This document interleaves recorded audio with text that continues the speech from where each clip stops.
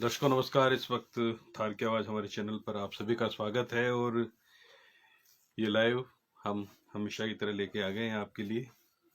और इस लाइव में बहुत सारी बातें हैं, बहुत सारे विचार हैं। हरिओम जी थोड़ी देर में मेरे साथ जुड़ने वाले हैं।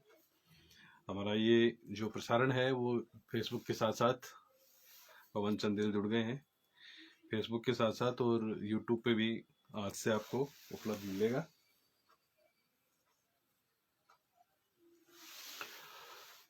अभी यूट्यूब पर इसमें थोड़ी देर में शुरू हो जाएगा। नमस्कार जी सर, पवन चंदेल नमस्कार करें। पवन जी बहुत बहुत नमस्कार आपको भी। आज तो हो गया मंत्रिमंडल जी, हो ही गया आज तो। और मैं पहले खुद शेयर करता हूँ और आप सभी से मैं शेयर करने की गुजारिश करूँगा। कड़वा सारा काफ़ी सारे साथी जुड़ गए हैं हमारे साथ। हरिओम जी को मैं लिंक भेज रहा हूँ और अभी 9 लोग जुड़े हैं मेरे साथ।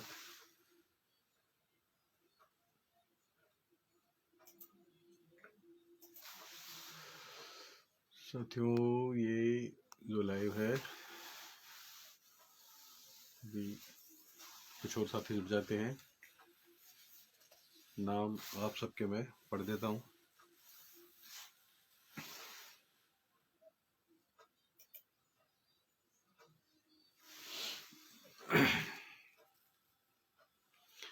अभी 6 कमेंट आए हैं हमारे पास। खड़बसरा सुरेंद्र जय श्री राम और टेलर मुकेश कुमार राकावत राम राम जी। सुभाष चंद्र है और कौन कौन साथी आ गए हैं इस वक्त।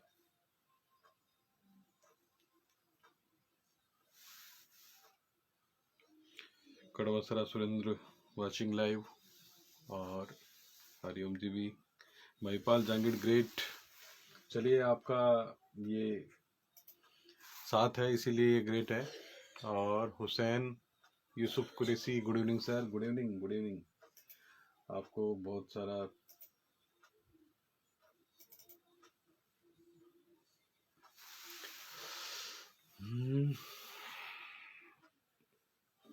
देखते हैं हरिओम जी आ गए क्या।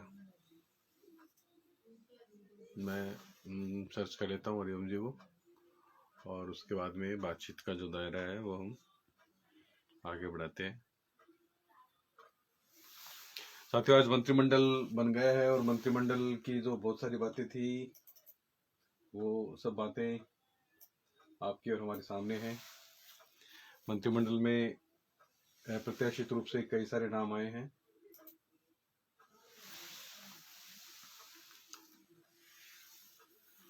हरिओम जी का, दीपक पुरोहित, पवन सिंह, महिपाल जांगीड़। हरिओम जी भी नहीं आ पाए हैं। साथियों ये live talk show BL Sarva, good evening. नमस्ते सर्वा जी, आपको भी बहुत बहुत नमस्ते।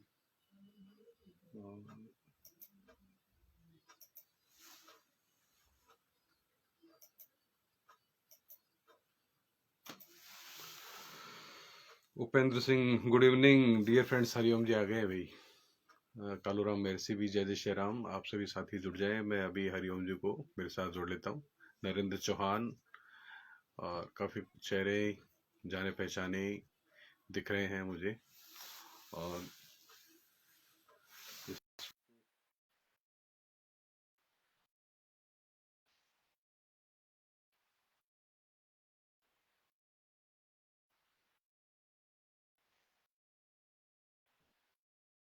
यूट्यूब पे भी हम आपके साथ लाइव है।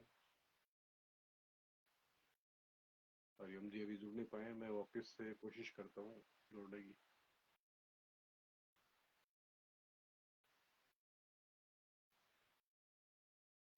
साथियों आप अपने कमेंट्स के माध्यम से बता दीजिए। ऋषि सोनी हमें देख रहे हैं और हरिओम जी भाई साहब को मैं फिर से जोड़ लेता हूँ।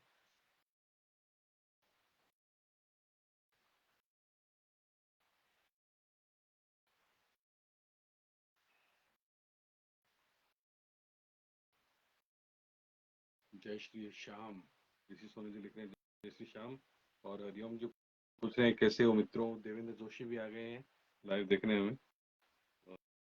और उपेंद्र सिंह साथियों, थावर की थरपना होगी सा। बीएल शर्मा जी लिख रहे हैं जी।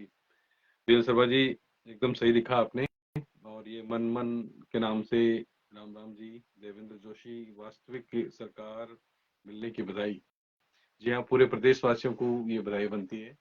वास्तविक सरकार ही है जो मिल पाई है यहाँ पर।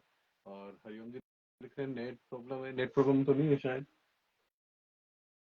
क्योंकि आज हमने इसको फेसबुक के साथ साथ यूट्यूब पर भी ऑन एयर कर दिया है। लाइव आप देख सकते हैं। हेमंत शर्मा देख रहे हैं। हरिओम जी सर नमस्कार। हरिओम जी जुड़ नहीं पा रहे हैं, कहाँ दिक्कत आ रही है। मैं एक बार उनको मोबाइल से जोड़ूं या तो क्या रहेगा, कैसे रहेगा, समझ में नहीं आ रहा। ये साथियों, वरिष्ठ मेरे सहयोगी हैं, मेरे मार्गदर्शक है हरिओम जी। उनके बिना प्रोग्राम अधूरा सा लगता है।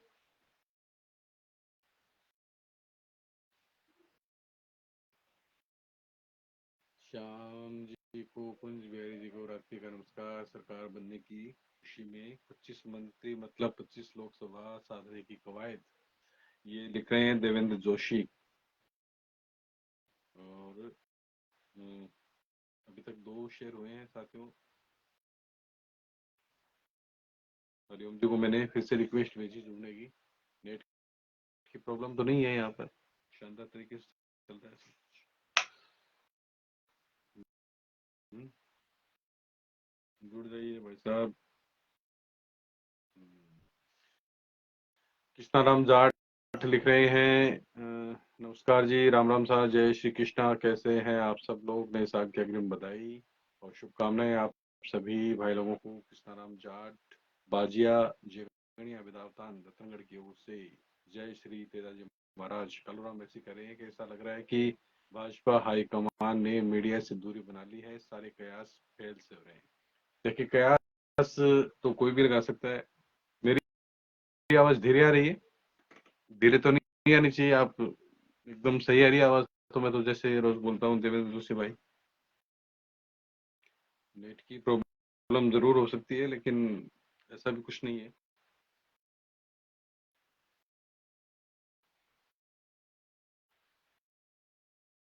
हरिओम जी जुड़ जाए तब मजा आए ना। हरिओम जी जुड़ नहीं पा रहे हैं। हाँ, दिक्कत आ रही है, कुछ पता नहीं है, तो फिर फोन पे लेना पड़ेगा उनको।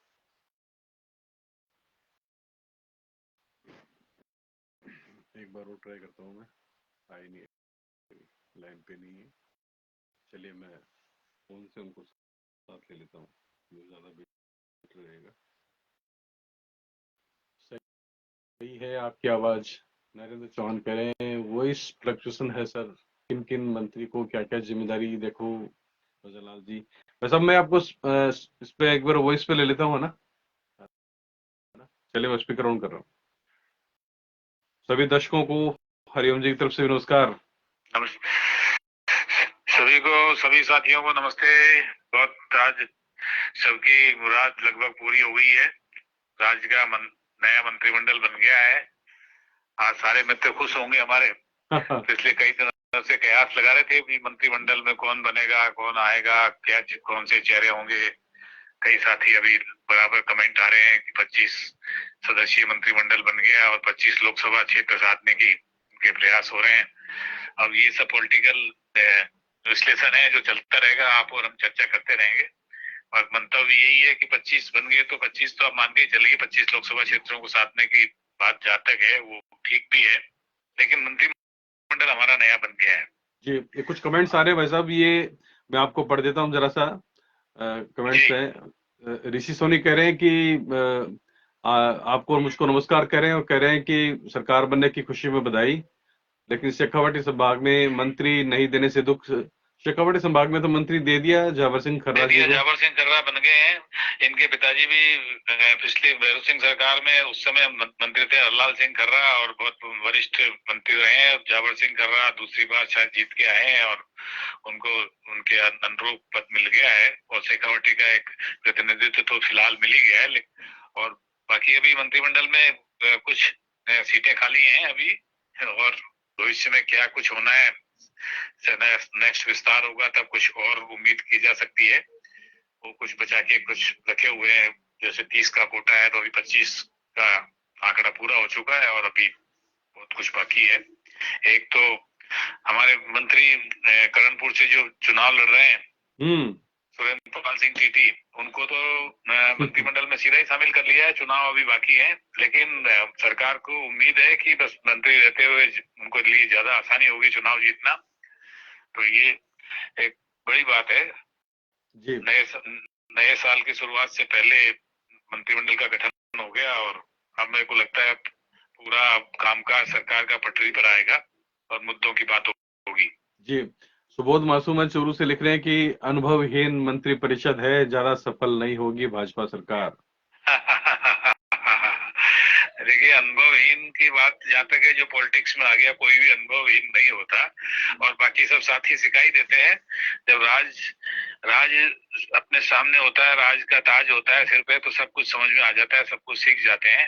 अनुभवहीन तो चेहरे बहुत आए हैं, पिछली कांग्रेस सरकारों में भी रहे हैं, लेकिन कांग्रेस से एक बहुत पुराने पार्टी है और पुराने दिग्गज बहुत सारे रहे हैं। लेकिन भाजपा भी अब इतना कोई ऐसा कोई अनुभवहीनता वाली स्थिति नहीं है।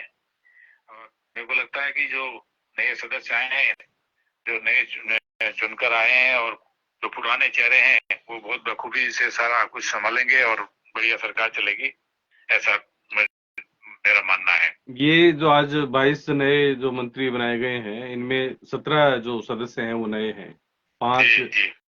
पांच किरदार को छोड़ के 17 एकदम से नए हैं। तो कहीं ना कहीं सुबोध जी कह रहे हैं कि भाई जो नए आदमी आए हैं तो अभी उनको सीखना पड़ेगा कि किस प्रकार से मंत्रालय को हैंडल करना पड़ता है।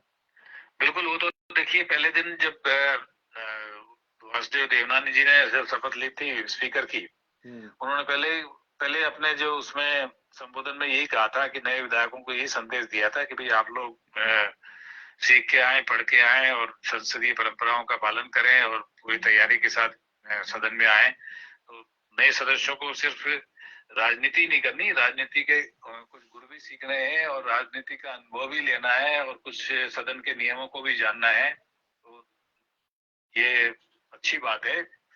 अनुभवहीनता की ऐसी स्थिति कोई नहीं बनती।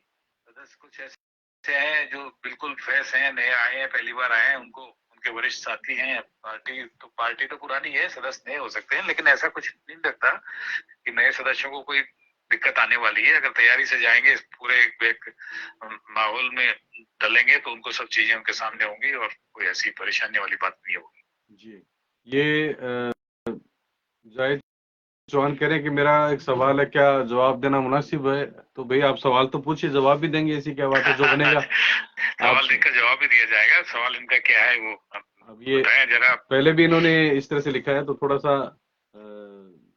ये कह रहे हैं कि एक और कमेंट आ गया है देवेंद्र जोशी का। वो कह रहे हैं कि मेरी सूचना सही साबित हुई, राठौड़ जी और हरलाल जी को शामिल नहीं किया गया। ये कल जो लास्ट में कमेंट आया था देवेंद्र भाई का, तो अच्छा।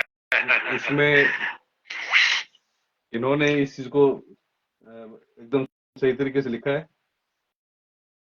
जी। तो ये देखिए, जयपुर रहते हैं तो जयपुर रहने का तो है ही, और दूसरा ये कह रहे हैं कि कर्णपुर प्रत्याशी को मंत्री बनाना आदर्श आचार संहिता का उल्लंघन नहीं है, संविधान में प्रावधान है। क्योंकि कुछ कमेंट्स ऊपर आए थे जिनमें बीएल सरवाजी का कमेंट था कि कर्णपुर से क्या ये सही है मंत्री पद पर, जो आचार संहिता है उसका उल्लंघन नहीं है। और कालूराम मेरसी है, वो लिख रहे हैं कि कर्णपुर से टीटी को मंत्री बनाना प्रलोभन में नहीं आता क्या? बिल्कुल, ये सब बातें देखो चुनाव आयोग के भी ध्यान में होंगी, और नई सरकार ने जो निर्णय लिया है उसमें क्या क्या आचार संहिता के दायरे में आता है और क्या नहीं आता है, ये सब विश्लेषण करना और देखना चुनाव आयोग का और निर्वाचन विभाग का काम है। वो इस चीज को देखेंगे। लेकिन मुझे लगता नहीं कि ऐसा प्रयोग पहली बार हुआ है। पहले भी कुछ मेरे को लगता है, ऐसा ध्यान में आता है कि पहले भी पिछली सरकारों में कुछ इस तरह के उदाहरण सामने आ सकते हैं, अगर हम गहनता से पिछला रिकॉर्ड देखें। नहीं, ये इस तरह का तो पहला ही बताया जा रहा है, क्योंकि जब 2013 में जो सरकार बनने के बाद राजेंद्र राठौड़ का मंडेले जी से मुकाबला हुआ था, तो 10 दिन बाद में, मतलब सरकार बनने के 10 दिन बाद में चुनाव था, लेकिन उनको कोई भी मंत्री पद पहले नहीं दिया गया था। उन्होंने पहले अपना चुनाव लड़ा और उसके बाद में वो सरकार में आए थे। तो ये इस तरह का ये पहला मामला है। लेकिन वसुंधरा जी उस समय आई थी जब वो कैंडिडेट की एक डेथ हो गई थी, तो 10 दिन बाद चुनाव हुआ था चूरू में। वो पहले चुनाव सभा में यह कह गई थी, चूरू के शहर के भीतर ही उन्होंने कह दिया कि राठौड़ के बिना मेरी टीम में कुछ भी संभव नहीं है। तो वो भी एक तरह से एक देखा जाए तो एक प्रलोभन वाली उसमें आता है। लेकिन ये पार्टी का अपना सोच है, अगर इसमें कोई ऐतराज वाली बात होगी तो निश्चित रूप से चुनाव आयोग के ध्यान में आएगी और इसका कोई सारण भी होगा। हालांकि ये जो इनको मंत्री पद से नवाजा है, उसके बाद में पीसीसी चीफ है उनका, जो कांग्रेस के अध्यक्ष है, प्रदेश अध्यक्ष, उनका एक जो बयान भी आ गया है कि इससे कोई फर्क नहीं पड़ता, और जो कुन्नर है उनके बेटे हैं, उन वो जीत के आएंगे। हाँ हाँ, गुरमीत सिंह कुन्नर वहाँ विधायक रहे और उनके चुनाव का प्रत्याशी उनको बनाया गया था, लेकिन बीच अवधि में उनका निधन होने से इस सीट पर उपचुनाव कराए जा रहे हैं। 199 सीटों पर चुनाव हुए थे। तो ये लगता है कि ठीक है, कांग्रेस का अपना एक कॉन्फिडेंस है, वो किस तरह कह रहे हैं कि भी कोई फर्क नहीं पड़ता, लेकिन पर मेरा मानना है फर्क तो पड़ता है। जिसकी सरकार होती है, सरकार का बहुत बड़ा फर्क पड़ता है। तो ये फर्क हमें अब पता चल जाएगा। मतदान के बाद जब परिणाम आएंगे तो हम इसका हानि लाभ देख लेंगे। जी, जय चौहान है, वो लिख रहे हैं कि इनका एक आ गया है मैसेज। ये कह रहे हैं कि सवाल ये है कि पुरानी सरकार में जो योजना चल रही थी, वो नई सरकार आते ही पुरानी योजना पर बदलाव करना और जो मतलब उनका लिमिट कम ज्यादा करना, ये काम जनता के हित में है या सरकार के हित में? मतलब जो इनका कहना है कि जिस तरह से योजनाओं में कुछ बदलाव किया जाएगा या उनको बंद किया जाएगा, क्या इस तरह का ये जो घटनाक्रम है वो जनता के जनहित में रहता है क्या?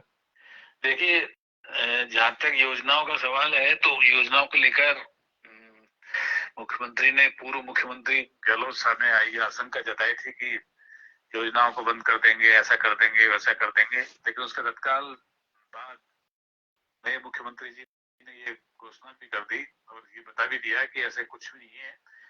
सरकार योजनाओं को बंद नहीं करेगी, लेकिन इसमें कुछ सुधार और करेगी। इसको ज्यादा जनहित में कैसे बनाया जाए, उस पर काम करेगी। तो योजना बंद होने का तो कोई सवाल ही नहीं उठता।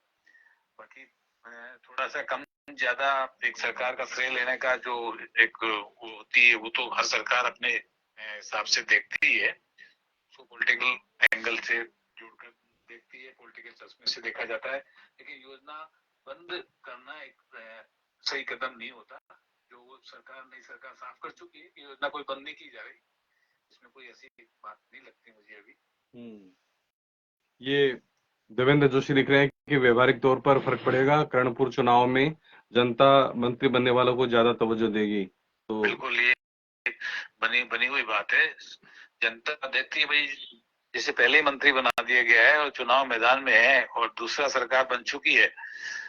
जिस सरकार का मंत्री जो है वो चुनाव लड़ रहा है, तो उसका निश्चित रूप से उसको अपने क्षेत्र के बारे में वो ज्यादा काम करने की उसकी गुंजाइश रहती है। जनता को उम्मीद रहती है कि जो हमारे ऑलरेडी जब हमारे क्षेत्र के एक प्रत्याशी को, पार्टी प्रत्याशी को मंत्री का पद दे दिया गया है, तो निश्चित रूप से फायदा मिलने वाली स्थिति है। बाकी विरोधी दल या विपक्ष इस बारे में कुछ भी कहे, लेकिन ये बहुत उस प्रत्याशी के पक्ष में रहता है। जी, कुछ हमारे साथी कह रहे थे कि यूट्यूब पे आवाज नहीं आ रही थी, लेकिन अब आवाज उनको यूट्यूब पे मिल रही होगी।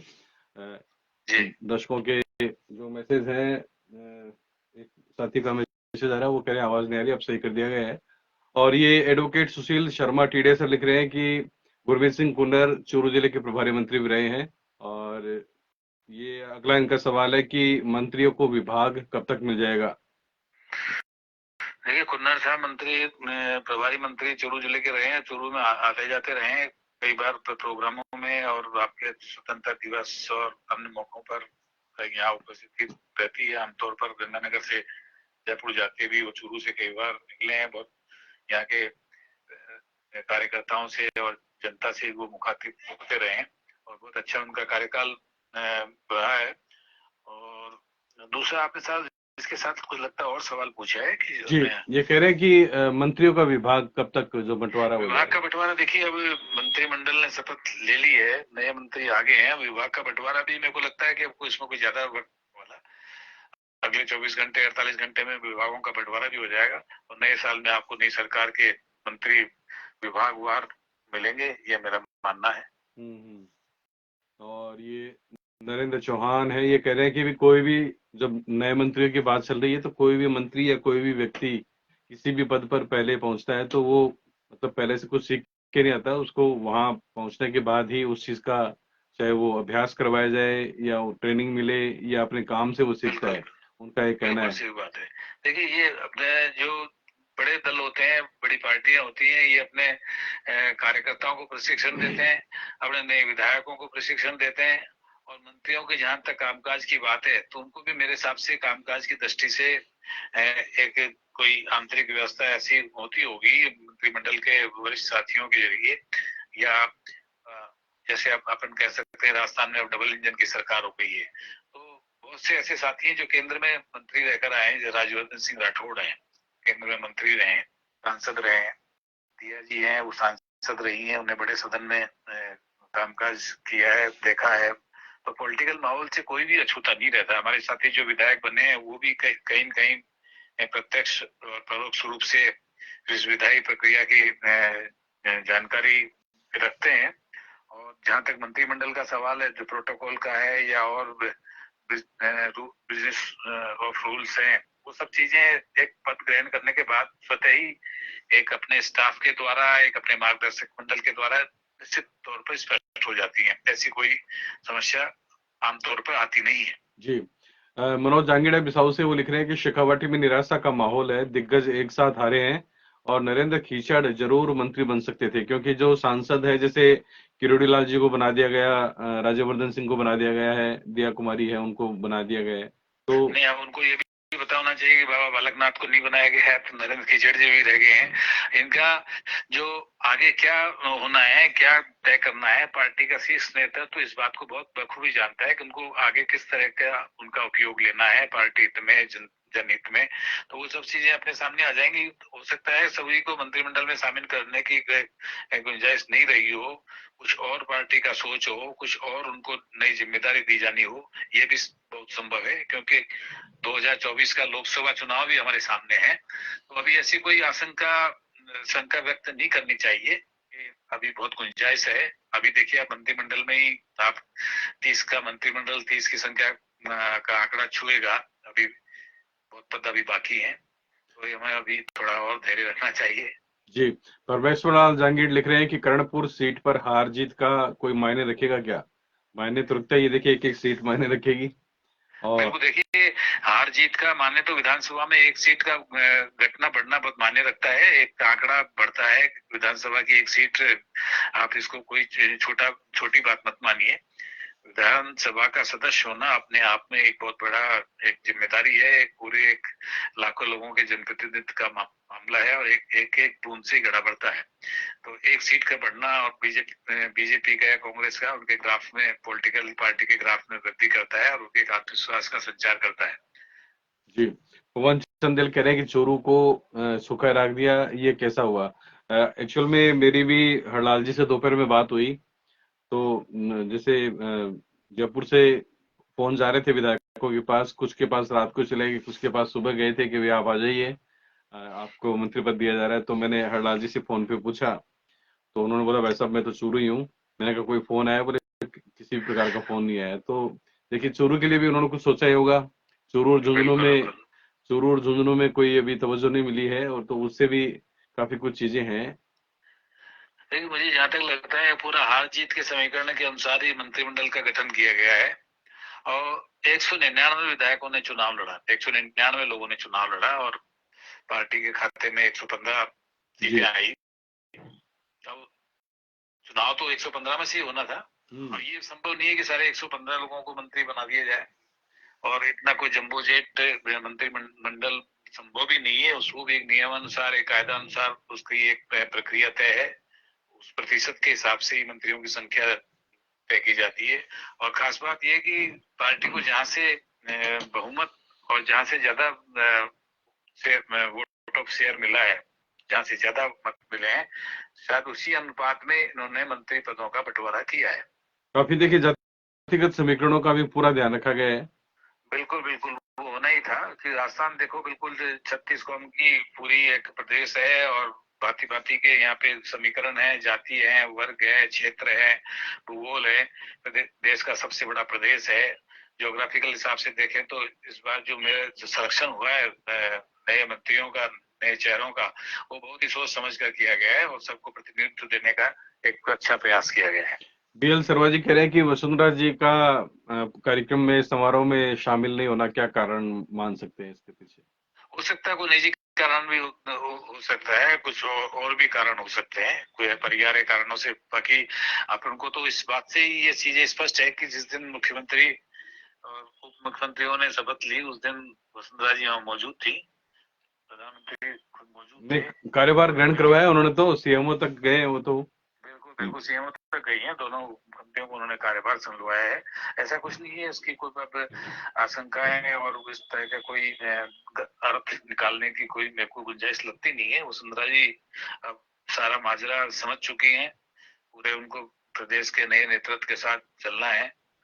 हालांकि उन्होंने अपने सोशल मीडिया प्लेटफॉर्म पे उन्होंने बहुत अच्छी अच्छी शुभकामनाएं लिखी। बाद में जो मंत्री परिषद का जो गठन हुआ है उसको लेकर उन्होंने बधाई दी है, भजन लाल जी को बधाई दी है, और पूरे जो नए मंत्री बने हैं उन सभी मनोनीत मंत्रियों को वसुंधरा जी ने दिल खोल के बधाई दी है। प्रोग्राम में नहीं जाना एक अलग मुद्दा हो सकता है।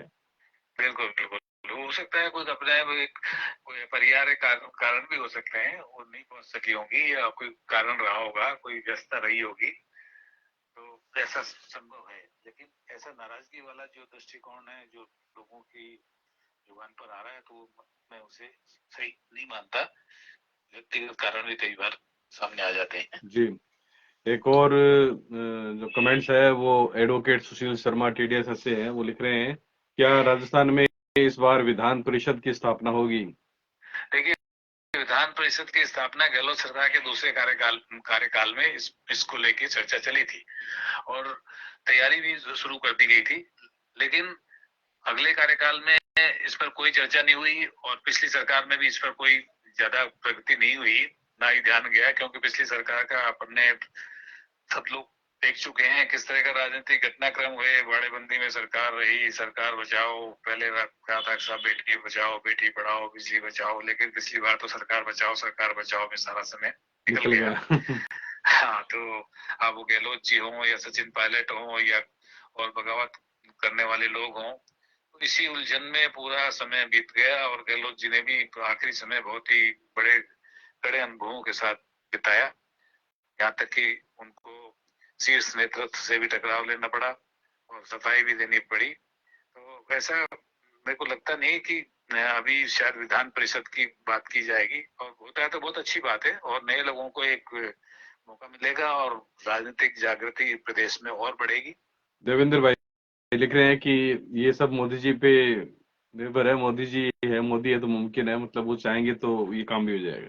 बिल्कुल सही बात है। देखिए, अब तो सबसे बड़ा मुद्दा जो है, देश पूरा राम में जो माहौल हो रहा है, जो भगवा की जो क्रांति आई है, जो सनातन का जो संदेश प्रसारित हो रहा है सोशल मीडिया पर, और पूरे एक देश में एक चारों तरफ से यही चर्चा है, कहीं से राम मंदिर के लिए सामग्रियां आ रही हैं, कहीं से कुछ आ रहा है, कहीं से कुछ आ रहा है। आज आपने देखा ही हुआ, अयोध्या में नए एयरपोर्ट, अंतर्राष्ट्रीय एयरपोर्ट का शुभारंभ हुआ, और वंदे भारत ट्रेन शुरू की गई, हरी झंडी दिखाई गई, और कई हजारों करोड़ के प्रोजेक्ट वहां शुरू किए प्रधानमंत्री ने। तो ये सबसे चीजें हैं कि आगे आगामी लोकसभा चुनाव को राम मंदिर के उसमें नहीं देख के ये देखना चाहिए कि चुनाव हमारे बिल्कुल सिर पे आ चुके हैं, आगामी 2 महीने बाद कुछ और घटनाक्रम होंगे और तेजी से गतिविधियों में तेजी आएगी, लेकिन हाँ, राम मंदिर बिल्कुल इसके केंद्र में जरूर है, जो विपक्ष उस पर बार बार सवाल भी उठा रहा है। जी, नरेंद्र चौहान है बिसाऊ से, वो लिख रहे हैं कि गहलोत साहब जैसा CM मैंने आज तक नहीं देखा, वो एक मजे हुए राजनेता है और रहेंगे। बिल्कुल बिल्कुल, देखो गहलोत साहब सबसे कम उम्र में सीएम बनने वाले राजस्थान के पहले सीएम थे और उन्होंने बहुत अच्छा कार्यभार तीनों बार संभाला, चाहे कल रात का रहा हो, चाहे और दूसरी परियोजनाओं का रहा हो, चाहे जयपुर को मेट्रो की सौगात रही हो और बड़े प्रोजेक्ट रहे हो। गहलोत साहब का वास्तव में व्यक्ति से बहुत अच्छे राजनेता हैं और पूरे देश में उनकी एक अच्छी छवि है। केंद्र में वो 2 बार मंत्री रहे हैं, अनेक बार सांसद रहे हैं, पार्टी के बड़े पदों पर रहे हैं, 3 बार राजस्थान के मुख्यमंत्री रहे हैं और एक निरंतर एक मुख्य धारा में कांग्रेस की में रहे हैं। तो इंदिरा गांधी से लेके और मेरे को लगता है कि पूरे अब तक के कार्यकाल में उनका अच्छा बोलबाला रहा है और इस नेतृत्व में उनकी अच्छी पकड़ है, आज भी है। जी, साजिद तुगलक आ गए हैं, नमस्कार जी करें आपको। नमस्कार साजिद जी को बहुत बहुत नमस्कार। साजिद जी क्या संदेश लाए हैं उनको भी जरा कोई भी हो अपन पूरा कर दें। साजिद जी भी अच्छा लगते हैं। साजिद तुगलक है, वो अमजद तुगलक जी के परिवार से लगते हैं मुझे तो, और जब भी जब भी लिखते हैं तो अच्छा ही लिखते हैं यकीनन तौर पे। और अब हमारे शो का समय है, वो 31 मिनट का हो गया है। एक कमेंट और ले लेता हूं मैं। मनोज जांगड़ी कह रहे हैं कि गहलोत साहब राजस्थान में पार्टी को दोबारा नहीं जिता पाए। देखिए, दोबारा जीतने के समीकरण जो थे अपन देख रहे थे, बहुत सारी चीजें गहलोत साहब के आड़े आ रही थी। उन्होंने काफी कोशिश की योजनाओं का एक अंतिम 6 माह में, जब सरकार के कार्यकाल को बीतने में मात्र 6 माह रह गए, तो उन्होंने बिल्कुल घोषणाओं का पिटारा खोल दिया। हो सकता था अगर ये चीजें थोड़ा सा और पहले होती और क्या नाम से और जो बोर्ड और आयोग जितने भी गठित किए, इनका पहले से गठन होता और कार्यकर्ताओं को थोड़ा और संतुष्ट किया जाता, उनको थोड़ा सा देखभाल और की जाती, तो मेरे को लगता है कि सरकार रिपीट होने के पूरे चांस बनते। लेकिन बीच में बगावत तो सरकार बचाने का जो प्रकरण चले, उससे काफी एक राजनीतिक नुकसान कांग्रेस को सहना पड़ा और शीर्ष नेतृत्व तक इसका गलत मैसेज गया। और मेरे को लगता है ये कुछ बड़े कारण और कुछ मंत्रिमंडल के साथियों की एक गैर जिम्मेदाराना भूमिका जिसमें आड़े आई और सरकार रिपीट नहीं हो पाई।